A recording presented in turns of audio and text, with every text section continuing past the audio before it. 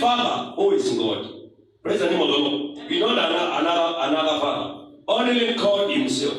We can call him Father. Praise the name of the Lord. Amen. Sikia hiyo kama ukiwa wherever you are. In the mighty name of Jesus. Hallelujah. Ndio unaonanga kuna majina unaweza kuita mtu akamea kiburi.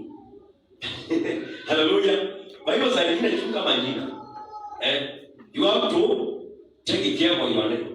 Take care of your name. Because that name can bring something not good. Praise the name of the Lord.